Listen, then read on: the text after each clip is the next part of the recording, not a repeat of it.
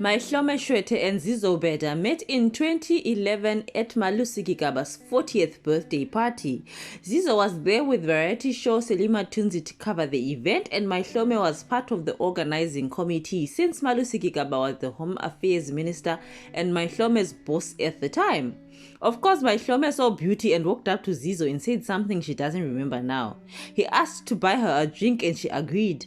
A few years down the line, she gushed over him saying, "My husband is the best guy in the world for me. We met each other, we went on a date literally the next day, and we have been together ever since, and it's been 6 years now." It was just one of those connections that was just instantaneous. I can't even explain it. Of course, because they are extremely private, they dated quietly, only making a few public appearances together.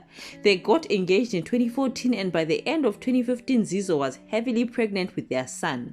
Then on the 11th and the 12th of December 2015, they held their white and traditional weddings in the Eastern Cape.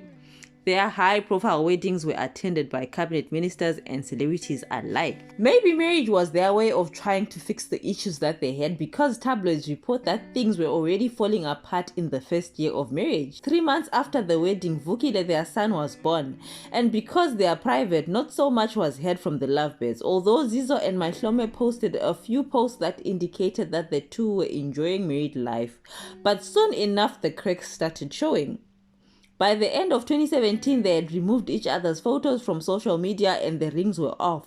Sources say that the two had failed to resolve their differences. Many believe cheating was the root cause of all their problems. In 2018, the two were rumored to be living apart. Mayihlome had moved out and Zizo spent Christmas alone with Vukile. They had allegedly fought a lot. Their families tried to mediate, but they decided to stay apart so that their problems don't affect their son. Then in 2021, news broke that Zizo and Mayihlome had finally thrown in the towel. After 5 years of marriage, the two were finally headed to divorce court. They had tried to fix their problems so that they could raise their son together. But after a while, Zizo reportedly told her family that they just couldn't come to an agreement. According to her, she had lost interest in the marriage and knows Mayihlome himself has also lost interest. They had accepted that although they loved each other, they just couldn't be together anymore.